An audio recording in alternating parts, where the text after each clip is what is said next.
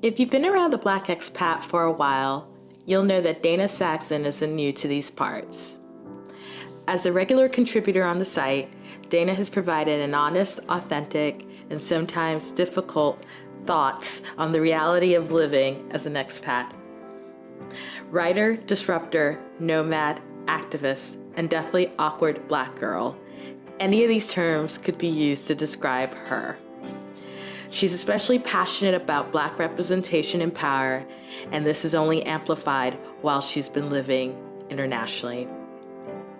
She launched Ancestors Unknown as a way to disrupt history education and really challenge the notions of identity and heritage, especially for those from marginalized communities. Get introduced to Dana in this episode, and then check out some of her writings on theblackexpat.com.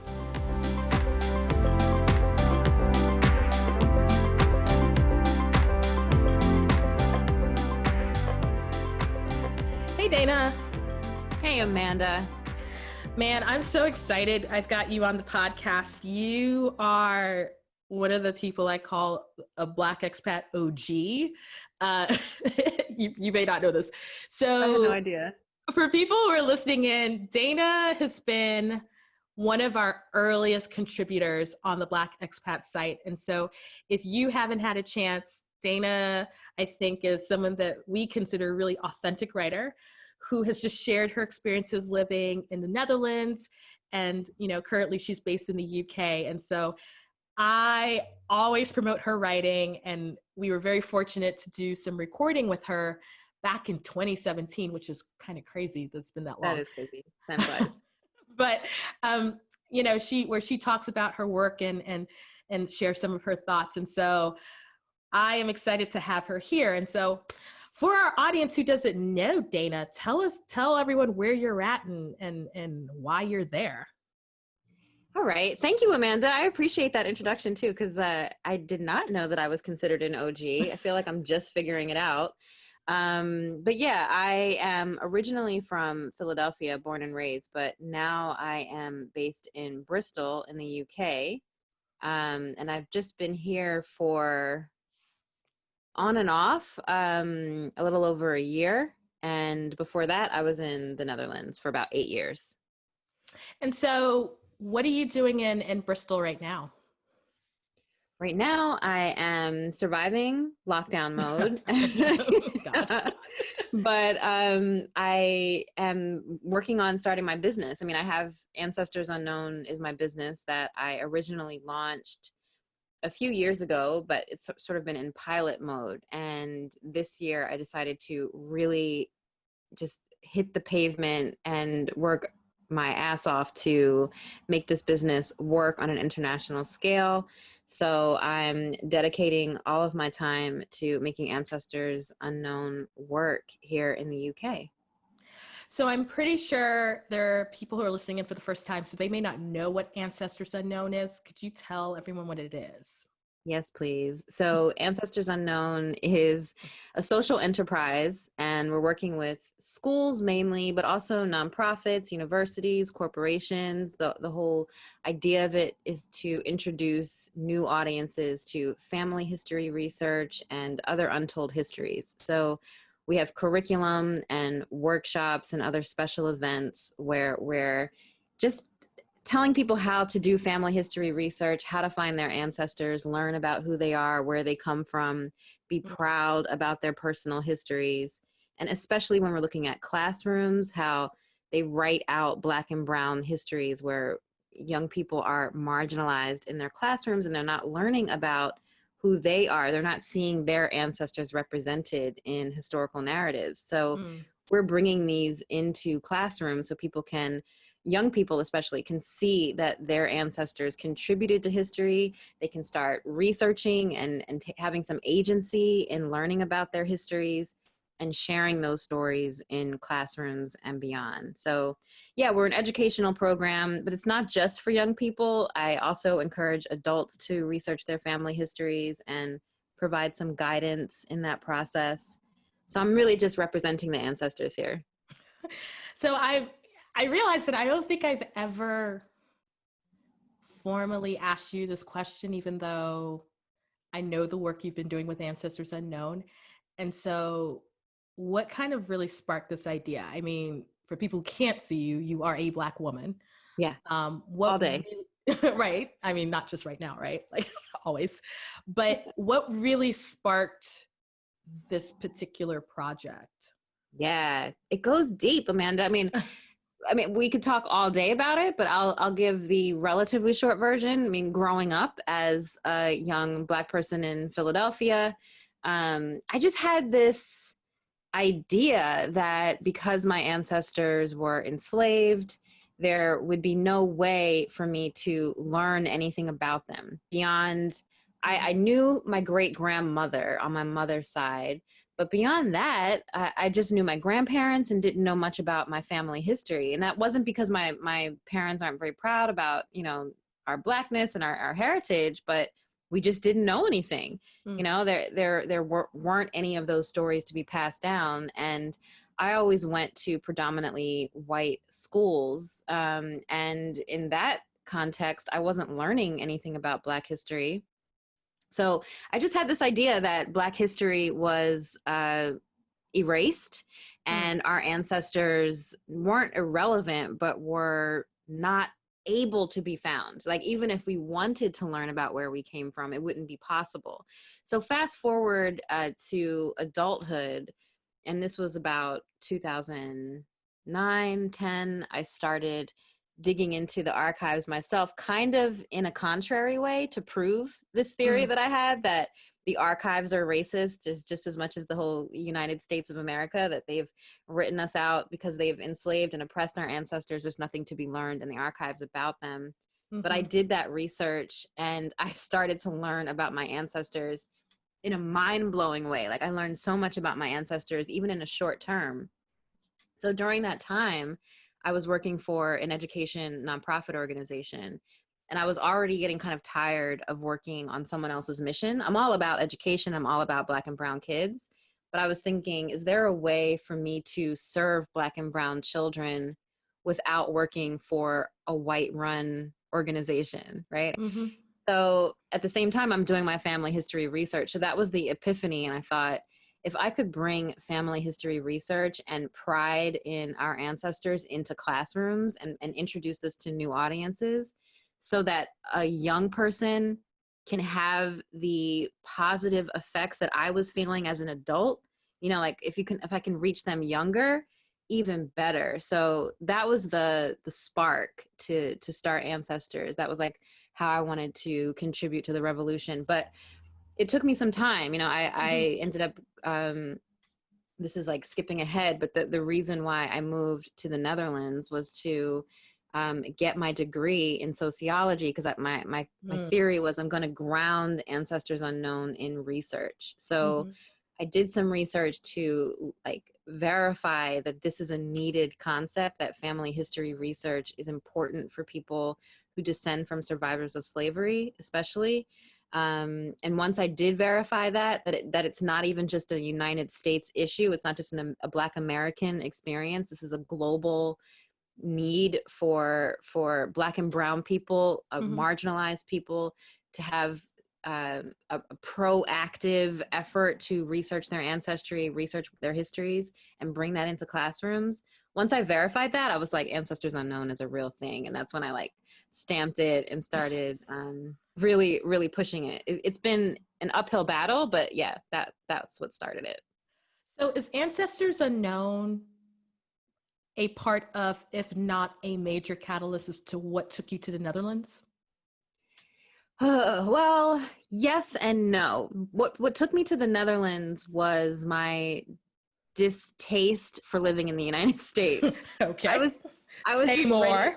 I was ready to go. This was in 2011. So Barack Obama was president. So if you can imagine, like, I really, like, if that was my low, like, I just was done. And I had moved from Philadelphia to Oakland, and I love living in the Bay Area.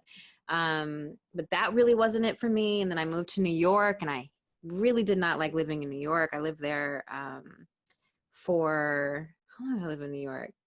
About 4 years. And it just, none of these cities were sparking joy in me. Mhm. So I was thinking, how can I find my joy? And I really wasn't thinking initially that I would move abroad, but I thought, I was trying to think, you know, more, I was trying to have an open mind about it. Like, where else can I live?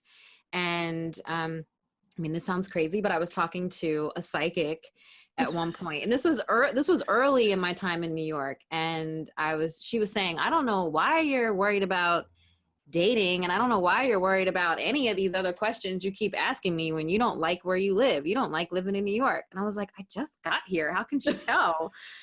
And so I was like, where should I go? And then she says, and this has always stuck with me, and I've even written about this, that she said, you need to think of the whole world as an option. And that was really the spark. And I started thinking about the whole world as an option. And when I really was admitting how unhappy I was in New York, this was a few years later after the psychic conversation, I was like, you know what? I'm thinking about the whole world. And the one place that I could think of, I had been there on a layover for 7 hours, not even going to front, did not visit for any significant amount of time. And it was on a sunny day. So I got a biased perspective, but I was in Amsterdam for that short time. And that was like, love at first sight when I spent those few hours there. So I thought, if I'm going to start fresh somewhere, let me go to Amsterdam and just try it out. Because why not? Why not?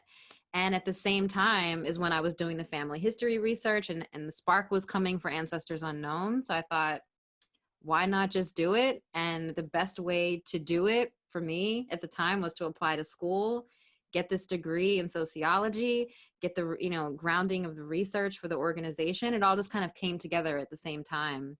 And it was a perfect excuse to pack up my bags and escape America. and I took advantage. And I can see, having been to the Netherlands several times, it's very weird. It is kind of an oddly magical place. I don't know what it is. Maybe it's the architecture, maybe it's old, it's the cobblestone, I don't know.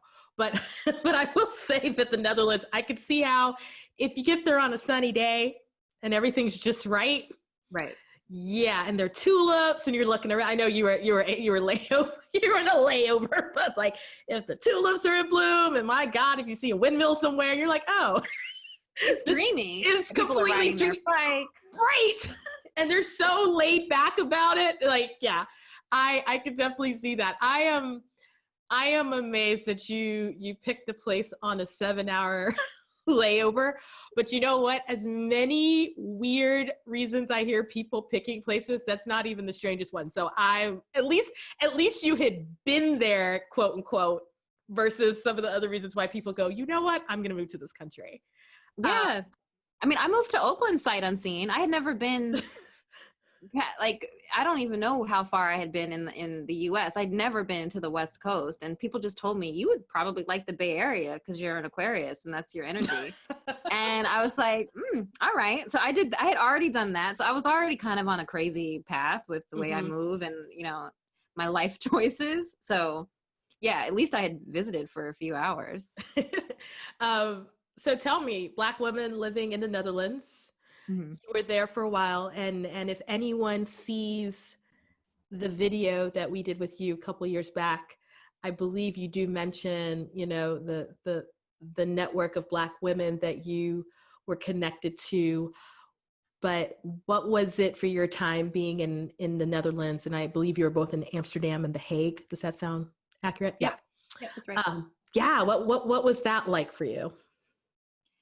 In terms of connecting with Black women, or just generally? Just in general, but even the community that you had of Black women. Yeah, I mean, Black women are and have always been one of the primary sources of support and, just positive energy. So there were, just a few Black women that I met when I first moved to Amsterdam. And those were my first friends and my first entry into understanding the local community and getting a feel for what life is in the Netherlands beyond being a student, you know, or beyond being just a visitor or a quote unquote expat. So yeah, connecting with Black women was like the key for me to understand and make a life there. So yeah, that was pivotal. But I would say that the Netherlands in general, like the way social networks work there, it's very closed off. So it's not easy as a newcomer, especially, but I would say even for like people who grow up there, like it's just, you know, not really easy to make friends and to plug in because people are closed off. You make appointments to hang out socially, and you don't just walk into a place and just sit down and start chatting with people. You have to know them, you know? So that wasn't easy. One of the first ways that I did start meeting Black people was, it was two things. I had a blog. I started my blog, Black Girl Gone, and I met one friend through the blog. She's a Black woman, and she reached out to me like, hey, welcome. And that kind of pulled me in. And then also with political activism, because I was protesting Zwarte Piet, the racist Black Pete character, the blackface character that is celebrated around the holidays in December. So I started participating in protests and going to meetings and rallies about Zwarte Piet. So then I plugged in that way. So I had to be kind of creative to find my community, especially early on. But with doing that, and because I was doing Black Girl Gone, and then also writing for you with the Black Expat, I started having this reputation as this Black American person who's in the Netherlands. So people started reaching out to me who were starting to move to the Netherlands. Like any newcomers, I shouldn't say any, that wasn't like the entry point, but like many people reached out to me who were planning to move to the Netherlands as fellow expats and were like, hey, you've been there. Can you tell me about some stuff? Or can we meet up? Can we hang out? So that ended up being like another way for me to plug into not only just the local Black community, but also newcomers who were just arriving.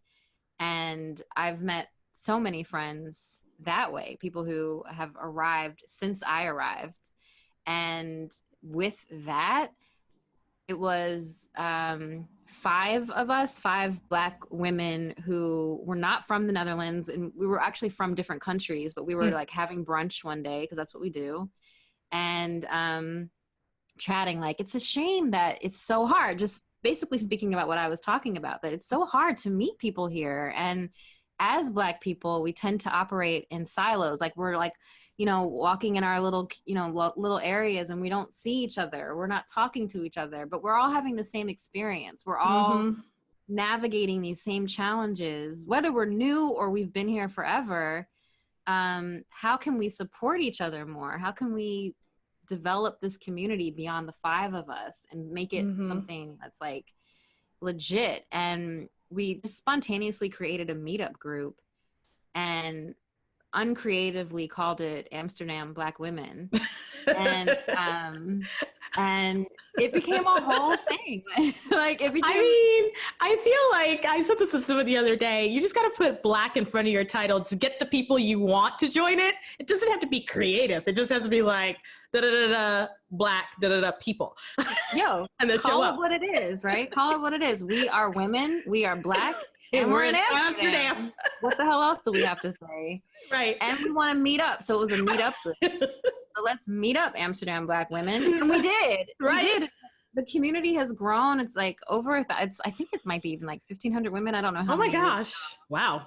And, it, you know, because we went on to social media. Yeah. I say we, but it was like other people spearheading it because I was just like showing up at, you know. Of course. You were brunching. I was brunching and drinking champagne, but not really, but like, you know what I'm saying? So, but yeah, the community is just like taking on a life of its own. And I'm so proud of them. Now that I'm no longer there, I just, you know, observe from far. And I just love to see that they are like continuing to support each other, to nourish each other. Another thing that I'm proud of with that is that it's not just outsiders. It's not just newcomers. There are also quite a number of Black women from the Netherlands that are participating in the group. Because I think that there's sometimes a divergence Mm-hmm. between in many countries where there are newcomers and expats, Mm-hmm. whatever you want to call us, who like have our own little circles and we don't necessarily socialize with the local Black community. But Mm-hmm. that is not the case with the Black women in Amsterdam. And that's part of what I love so much about it, that we're like a much broader, holistic community, if that's the right use of that word. You know, what's fascinating, you were talking about particularly like Dutch society could be closed off initially anyway as an outsider. And that's a conversation I've had with someone else, not necessarily about the Netherlands, they're talking about Germany. And what I think is intriguing is that for those of us, particularly who come from an American society, like, and I always hear this whenever I travel, we tend to be as Americans, just in general, even if we think we're not, more open and friendly to folks. Like I heard that when I was living in Qatar, and I was in the back of a taxi, and I was talking to the driver, and the driver was, I think he was either Sri Lankan or Nepalese, and he was like, "Where are you from?" And I said, "I'm American." And then I asked him, who are the clients you really like or and whatnot. He said, "Love the Americans because you guys always talk to us. Like you're communicating." He's like, "A whole bunch of other people are very like standoffish, but we're just like, hey, like we know you." Yep. And so I can definitely see that. And I'm very interested, and I don't know what your thoughts are, but you particularly mentioned, of course, which I think is a beautiful part of that community, that more Black women who were from the Netherlands were joining and are part of it. Is it, do you, I'm trying to think the best way to word this, but is there still that initial distance that you may feel from Black folks who are from the Netherlands? Basically what I'm saying is that a cultural thing or is that something else? Do you understand where I'm going with that? In terms of being more closed off or Yeah. less open. Yeah, I think so. And I think that there's also an aspect of not a presumed trust. Like just because we're Black, if you're an American coming in, like I'm not gonna, as I'm speaking from the perspective of a Black Dutch person, which how dare I? But like, Right. like I'm just kind of perceiving how I would be perceived as a newcomer. Mm, People be like, "What you know about being Black in the Netherlands?" right. Like don't come in here acting like you're one of us or that you understand our experience or that we're all just one big happy family. So like I think that there is a sense of like having to prove that you aren't coming in as an American with this like imperialistic attitude, like I'm coming in to change things, or I'm coming in to Mm-hmm. teach you how to be Black, because I'm a Black American. So I think that as long as we get over that sense of distrust or I don't know, just trying to figure, Mm-hmm. you got to be figured out a little bit. Yeah. So I do think that is a legit thing, and I don't think that's unique to the Netherlands. I think that that's everywhere. People want to make sure that you're not coming in to dominate, and you're actually coming Of in to course. participate before they'll really let you in and see you, Where, as you are. what I think is real interesting though, is that I think we're a little bit different in the States though, right? So, I mean, I live in the South. Like Black people see other Black people on the street and we're like immediately like, you make the eye contact, you do the nod, sometimes you say hi. Like every morning I'm working out in the park, and if not every single Black person in that park from age 5 to 90 don't say hi to me, it's like something is wrong. So like, I do think that there is some cultural, right, nuances, and not even necessarily in a negative way. Just I think that maybe Black folks here, we maybe sometimes be a little bit more open if we see another Black person, right? Yeah, you are so right. Yeah, I'm glad you mentioned that. Yeah, because I do think that that's us though. Like we we ain't got to know you, but if I see something's going down with you, I'm gonna get involved. You may not, I may have never seen you, but I'm gonna get involved. And why I was thinking about this? This is a crazy story. The reason I was thinking about this was this one time we were in this club in the Netherlands, okay, which played. We were in Amsterdam, and they were playing hip hop and some Caribbean music and some, like, they were hitting the brown and black beats pretty solid, right? I mean, And they love black music in right. Amsterdam. And Yeah. so we're in this club, and I was with folks who pretty much they were either TCKs or they were like had an American kind of background, whatever, we're doing our thing. And if we were not the craziest ones in that club, because they started playing Beyonce, and it was like, we left the bar, like knocked people out the way. And we're like, we're about to dance in the middle of this dance floor. And it was hilarious. Like, everyone was just looking at us like, oh my God, what's going on? And I was like, nah, man, if we were in the States, especially you got your group of your girls, you just in it, like, you don't care. You're living your best life. Like, you're free with it. And it was hilarious to kind of look at the reactions around us, particularly with the Black folks who are Black and Dutch. Okay. How are they reacting? I think that I remember saying to someone else, the one thing that I will forever be grateful, particularly about Black women in the States, is that one, they'll always support each other if you get the right group. Yes, and please. Two, if you get enough Black American women or some, who have kind of that background, they'll go all out, not care about anybody. Like, it's a squad moment. And it was just like, you could tell it was almost like, these crazy girls are free. Like, we didn't care. We were dancing hard. Like, we were in it. And it was just like, we never see that. First of all, I don't think anyone ever sees that many Black women just kind of run, like, take over a place. And you could tell, especially I think for a society that is a little bit more reserved in certain ways than we are, right? And so that's what I mean by free. And I don't mean that in a negative way. It's just it was just sort of funny, especially to sort of see it wasn't negative reactions. It wasn't a visceral reaction. It was more of a, we don't ever see like that many Black women just take over the dance floor and don't and not care, right? Like, legitimately not care what everybody else is thinking, because you're just in the moment. Yes. And one of the see, this is why I love Amsterdam Black women. I want to come back to the head nod thing though, so don't let me forget that. Yeah. But we took over a movie theater, not on purpose, but a whole bunch of us went to see Black Panther when Black Panther first came out.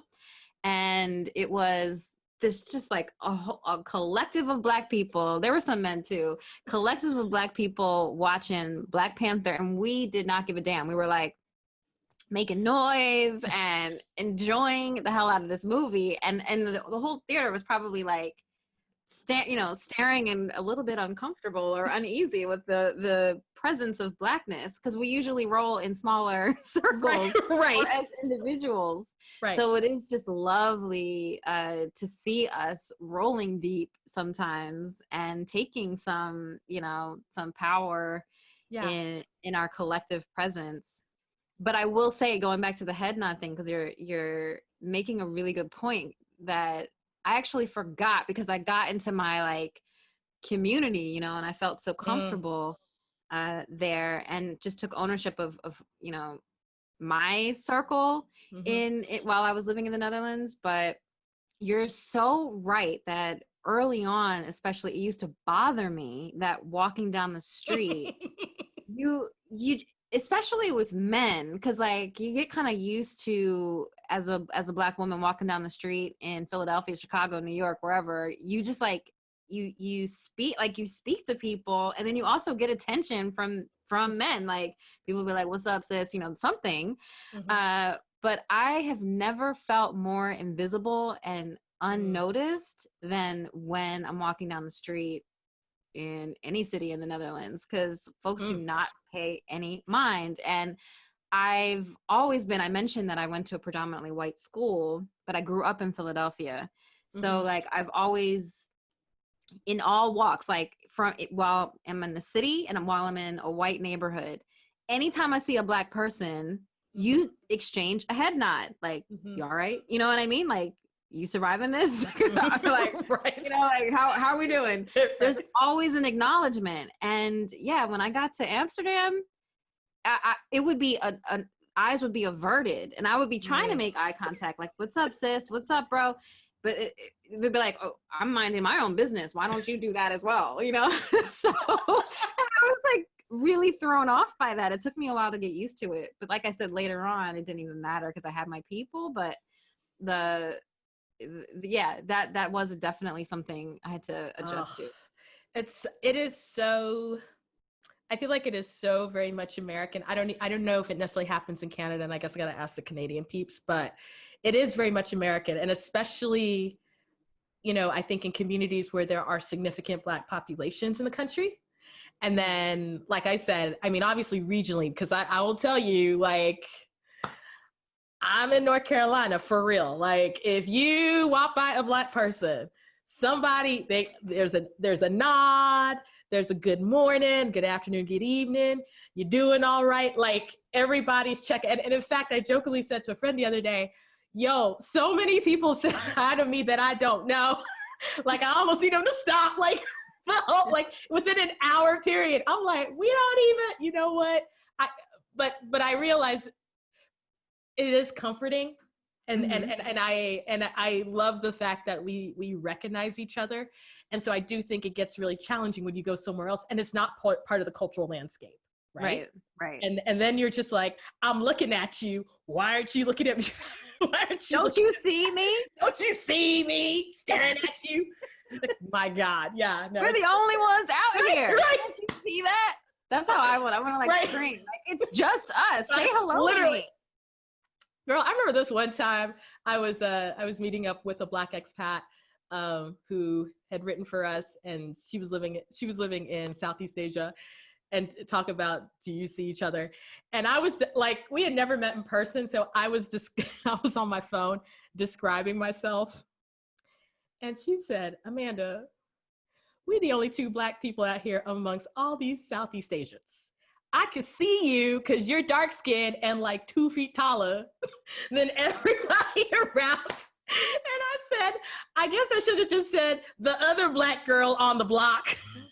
And we, you know, whatever. So yeah, it's really funny, that recognition. But so I'm real curious. So you obviously left the Netherlands, you've gotten to the UK. Do you see the same thing? Is it a little bit different being in the UK in terms of sort of the head nod situation, or is it very similar to Netherlands where it's just whatever?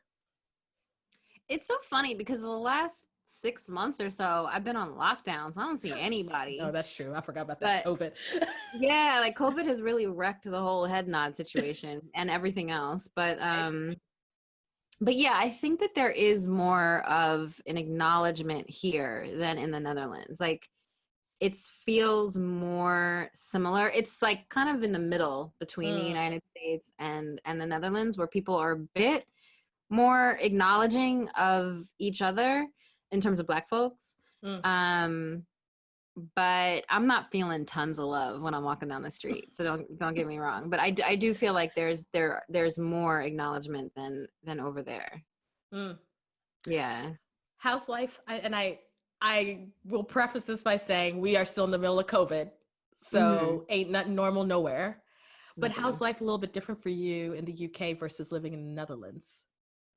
So the UK to me feels more like taking a step backwards. Like I'm more, it's more similar to the United States than I would like. Okay. And in terms of it being more conservative, more uptight, not that Dutch people aren't uptight, but just politically, it's more laid back, and there's a bit more freedom. But here, you know, the drugs that I like to do are not legal. You know, just like the politicians are incredibly conservative. There's racism everywhere, but the racism, you know, embedded in the government is just so deep, and you know, it's just glaring. So it just feels more restricted here, and more like American lifestyle. So I do think that is a step in the wrong direction. for me. Mm-hmm. But that being said, like I said earlier, there's Black women here, Right. and they're an Yeah. incredible community, and Yeah. Black folks here are smart and progressive, and making some serious moves, like in terms of decolonizing education, which obviously is right up my lane. Yeah. Decolonizing museums, and thinking really progressively about how we can address the racism in, socially, politically. So I'm tapping into those networks Yeah. and finding my people. I'm still new, but I'm working on finding my people, and still doing the right work here. So I feel like I could do that anywhere, find the right people. There's always, people doing progressive work. So that's what I'm doing, and that's what's making me feel validated in my choice to live here, especially in Bristol, Mm-hmm. because Bristol feels pretty progressive in comparison, in terms of the Black community. Gotcha. Yeah, so I'm feeling all right. I'm like, finding my way. I was most affirmed when in Bristol they pulled down the Edward Colston statue Mm-hmm. early on, with the Black Lives Matter protests that were happening globally. But when the Yeah. Colston statue came down, that was basically setting the stage for statues to start coming down throughout the world, Yeah. and Americans were looking at Bristol, like Bristol was making American news. Yeah. And it was actually the first time people realized that I don't live in London. People were like, "Oh, you're in Bristol." Like, yes, I live in Bristol. Now you've heard of it. So that made me feel like I'm in the right place, like I'm trying to be in the place where they're pulling down Yeah. statues of racist slave owners and tossing them into rivers. That's my political, Yeah. that's where I'm trying to be. Yeah. And that's why I feel like Bristol is right, even though the UK generally is not so great. So I think you've definitely touched on something I know that's and you've been mentioning this throughout that's super important to you. Obviously, political activism, Black movements, um, social justice, of course, and political justice. What has it been like for you this summer? I mean, it has been, things have been pretty much on and popping since May with the murder of George Floyd. And so there's always an interest, I think, particularly for those of you who are American, who are Black. Um, what does it look like for you, kind of the outside looking in? Kind of what are your thoughts? What were your emotions around everything that was going on? Yeah, I mean, I'm crying all the time, like for and about Black people, very literally. Like I shed tears, and it's very frustrating. And this goes back to so many times. Like there's just so many Black people who have been unjustly murdered or imprisoned or just denied justice, whatever. Like there's just so much. So when George Floyd was murdered, I, shed some tears before the movement started. Like everybody was still processing, what is this? It was like the straw that broke everybody's back. And that was really difficult for two reasons. Partially because it was really in the middle of lockdown, right? Mm-hmm. I am here in the UK, not in the US. In the US, I would have felt in a way like really compelled to be a part of that movement because it's home, Right. But I felt like I'm so far away, like what am I doing not home supporting my people or, participating in this movement? And also on top of that, I'm afraid to go outside. Amanda, Right. I was literally afraid to go outside. Right. So I didn't even go to the protests that were happening when they started popping off here in Bristol. And I was really, really wishing that I was there for the time when Colston got pulled down. I was like, damn, I wish I was at that Mm-hmm. protest and holding my own sign. Cause I've been to so many protests. Why, when this like huge global movement is happening, I'm afraid to go outside. So yeah, that was really a struggle. Cause I didn't participate in anything physically, Right. but, you know, I did my like writing, and, you know, I tried to contribute in my own little ways. And obviously I think of Ancestors Unknown as a huge contribution in my own special way to acknowledge the ancestors and make sure that we're strengthened by the movements that our ancestors have participated in. So I Yeah. try to remind people of that, and, you know, encourage everybody who is on the front lines to do what they're doing, because I'm very proud of them.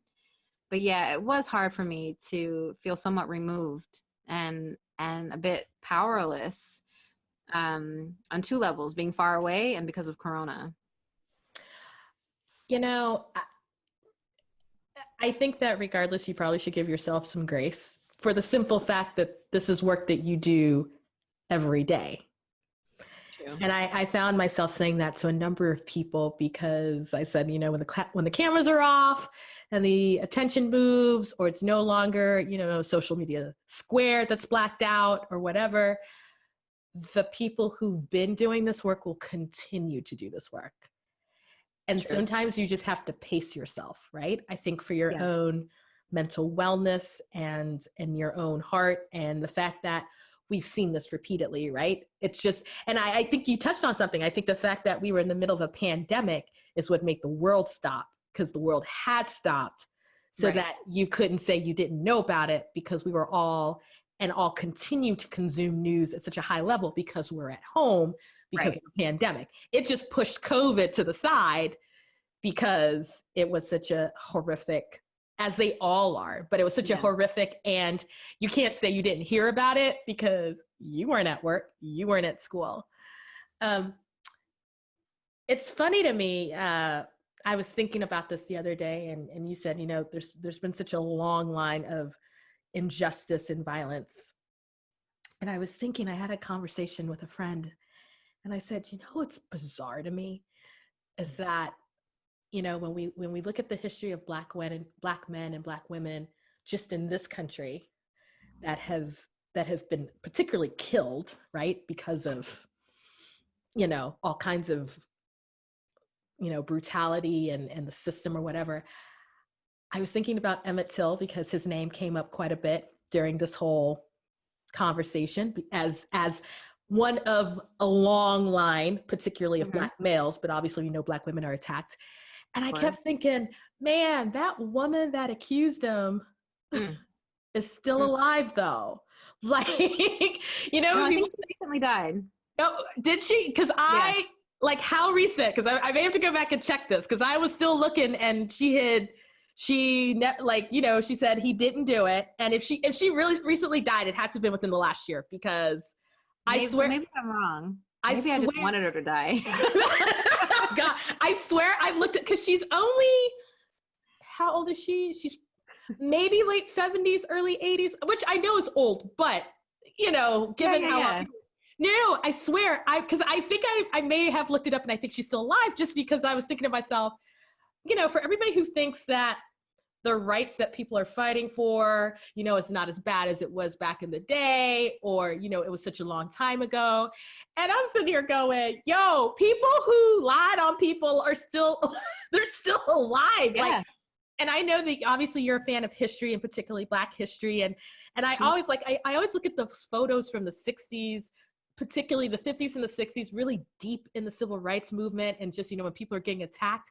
And I go, once I'm done looking at the Black people who clearly either have no fear and are just like, you know what, we got to change the system somehow. I think about the white folks who are you know, especially when schools were being integrated. And I'm thinking about those white folks who are screaming at little kids and just yelling all these things. And I keep thinking to myself, that's someone's aunt and uncle or grandparent that's probably still alive. Yep. Right? Because this wasn't that long ago. No, not at all. Yeah. Yeah. I mean, I think about my mother. My mother went to a segregated school in Jacksonville, Florida, and she wasn't allowed to go to a Black beach. She wasn't allowed to go to a white beach. You know, she had to use the Green Book to to navigate Southern travel. So like, these people are alive, you know. Right, they are not. Our family members who survived it and the white folks who perpetuated it, they are still around, and it very much informs the generation that is creating policy and you know, affecting our lives on a daily basis. These people are still in control. I mean, very, very recently, and I want to say within the last month, the Washington Post had on their cover page, it was on their digital site, of a man who, I think he's Black man, 87, 88, was the child of slaves. Like he was like, because, you know, his father ended up having children later in life. Obviously, this is how it all works out. And so and so people are like, wait a minute, what do you mean we have people alive who you know, are the descendants of people who were at least enslaved when they were young? And I said, you know, my family lives in Virginia, and I always get this president wrong. I think it's Polk. But Polk was a slave owner, so James K. Polk, I believe. And if I'm wrong, I'm sorry, but it's one of those presidents, was a slave owner. And I believe either it may not be children, but his grandchildren, actually might be his children, because he also had kids late in life, are still alive. And they're old. Like, they're older, of course. They're in their 80s, maybe even in their 90s.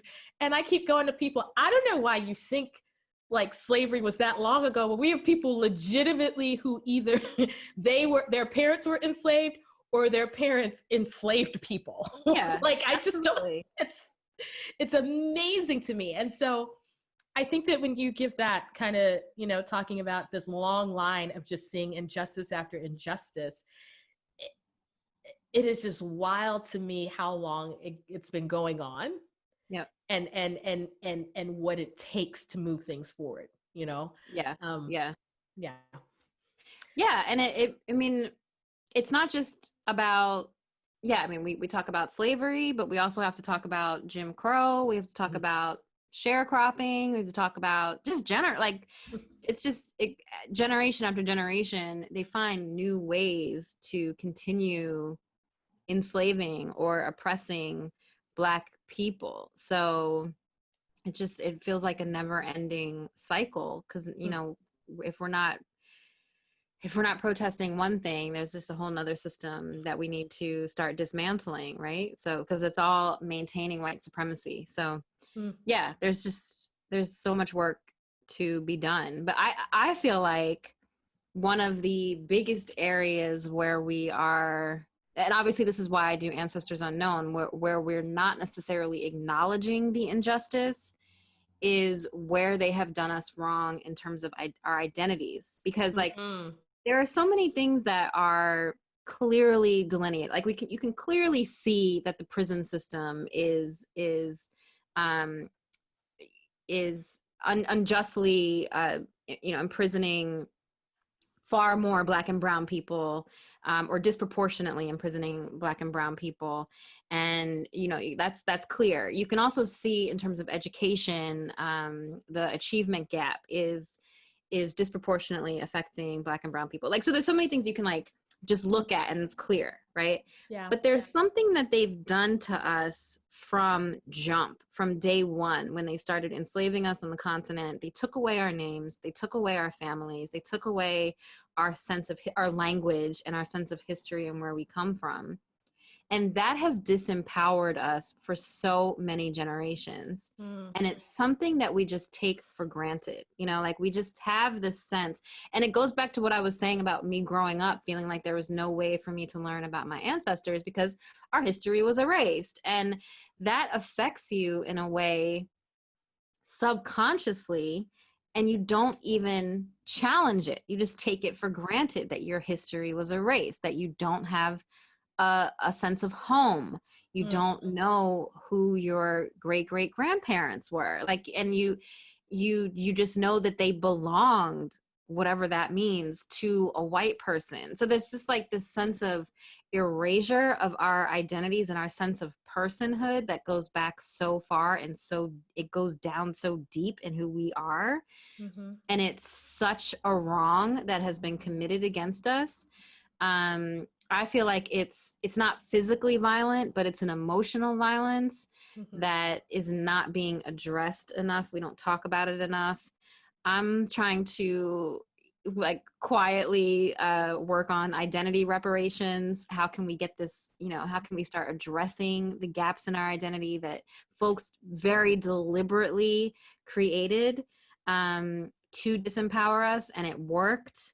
So it's not just about standing on our necks. It's about, standing on our minds. I don't want to sound like I'm being too like in the stars with this, but it really is on so many levels of oppression that we need to be addressing. And to your point, I think it keeps you, it isn't even just, it's the erasure and the fact that it also keeps, I think, for many Black Americans untethered to the continent too, right? And not just Black Americans, but also folks in the Caribbean and in Latin America, because the bonds get broken.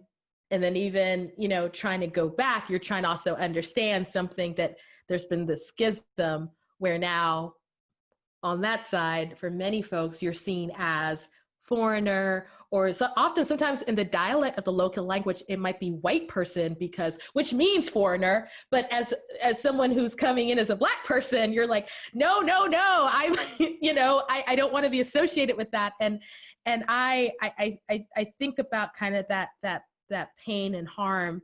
And then, if you know me, I will get into white supremacy when it comes to colonialism on the continent, because it's sort of like two sides of the same coin, right? Mm-hmm. I always ask this question. I don't know what's worse. I don't know if your cognizant history starts with you being dragged from a place that you've known to a place to be enslaved, or you being tortured in a place that you've known and where your people are. Right. Because really, I mean, I always tell folks, which is why I sort of hate this tension between folks in the diaspora. I go, I don't think anybody kind of won in this lottery. Like, because everybody's looking at the either side, there are folks who could be looking at the continent and go, well, you have financial opportunity more than we have X, Y, and Z and certain stability. And you're looking at the people on the continent like, but yeah, you have your identity and your tribes and your culture. So who won in the white supremacy lottery? Right. We're all losing here and we need to be working together. Right. So I love the fact that you said identity reparations, because I think that's I think that when you know who you are and where you came from, that helps. And I know that many people are doing their ancestry DNA, and from what I'm understanding, I think if you get, this is just my thought, I could be wrong, I know nothing about genetics, but I'm thinking if you get more Black folks, like in theory, I know exactly my stuff because I'm first gen, but if you get more Black folks like me who know kind of their tribal breakdown and all this other stuff, that it might actually make it easier for someone like you to not only just find out, oh, maybe that you're Cameroonian, but you're actually Cameroonian, these people, you know what I mean? Like, drill it down deeper. Because I think one of the challenging things that I saw with when people were talking about doing their ancestry is that they didn't have enough almost DNA from folks who were not European. But I think when you get more folks who are like, randomly from the continent, who are like, okay, I'll gift this to science so people can find out where they're from, then it makes it a little easier for people to figure out where they're from. But I was laughing the other day because my pastor, Black man, he was preaching and he was like, my parents had always said, my dad had said, we had Cherokee, mom said we had Blackfoot. He's like, okay, so we've got Native American blood. He goes and does his DNA, not a lick of Native American, but finds out, and he's your complexion, finds out he's like 45% Nigerian. I was like, well, hello. Wow. Welcome to the West African. I mean, they knew that they were Black, but I think that there's just this assumption that there were these other groups, and it was like, nah, you're pretty, I mean, there's European, of course, but it was like this big chunk that just, I think, kind of threw him off. And so, Yeah.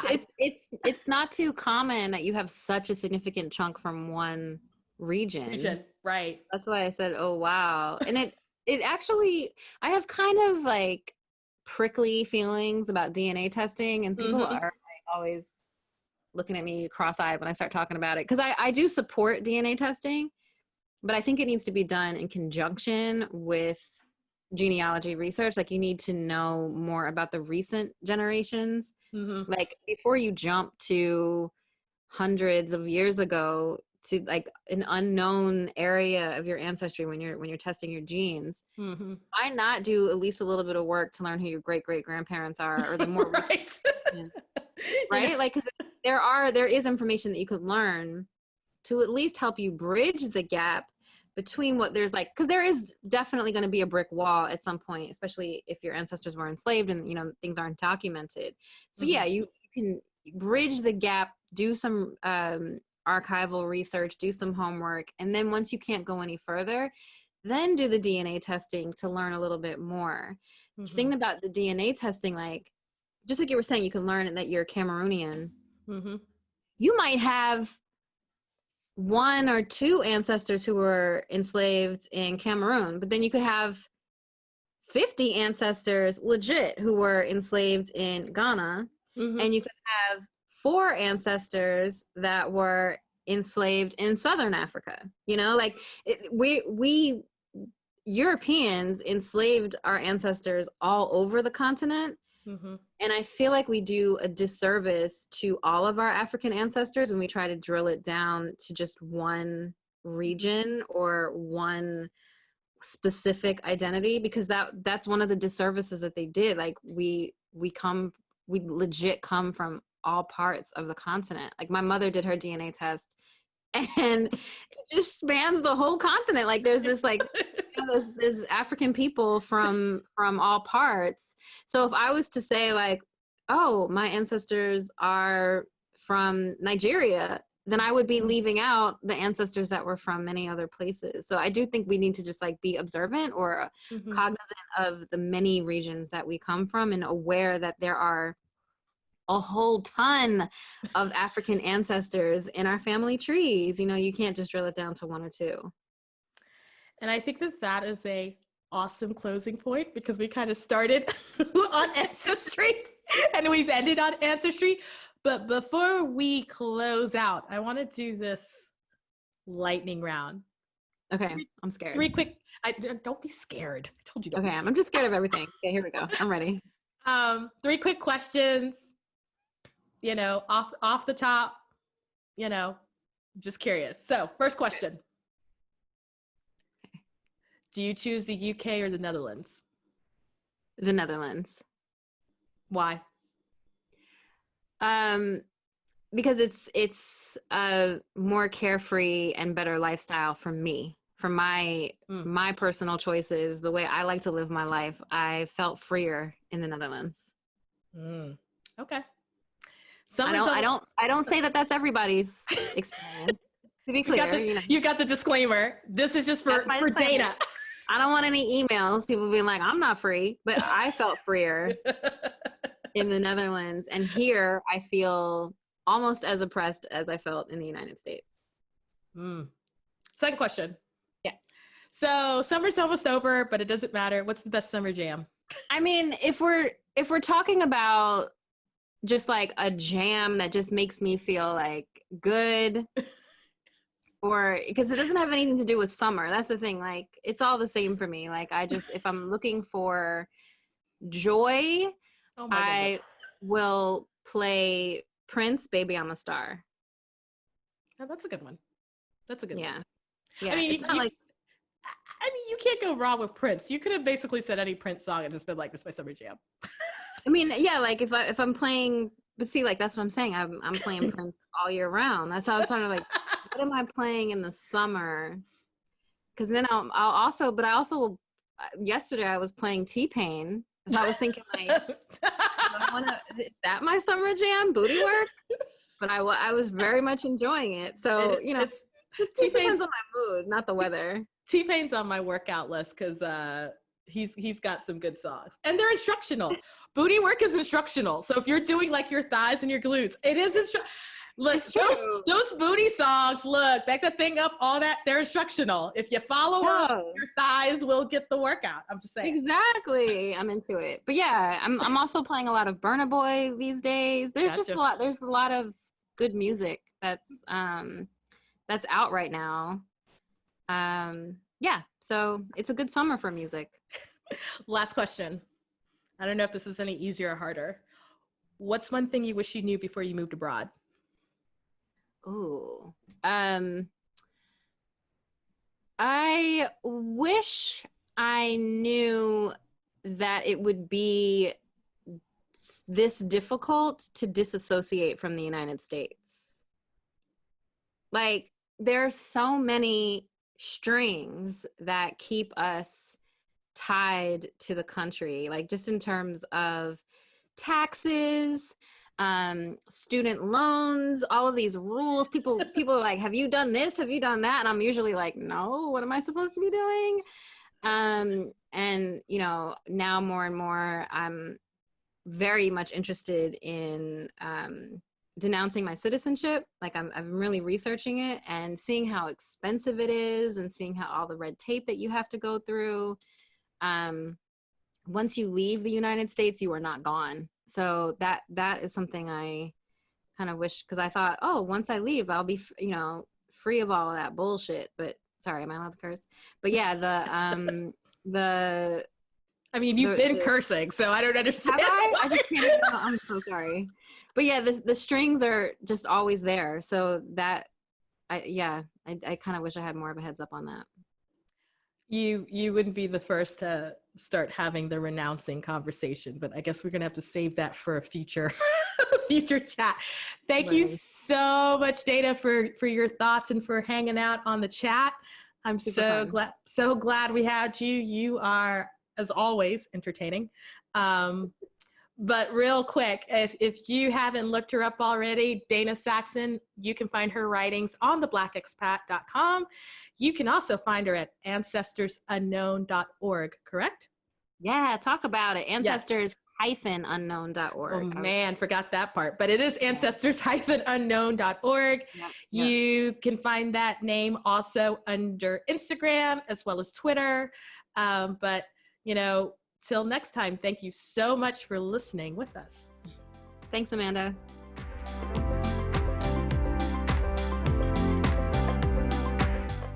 The Global Chatter from the Black Expat is hosted by me, Amanda Bates. It is executive produced by Justin Williams. You can find all episodes of The Global Chatter on Spotify, Apple, or wherever you listen to your podcast.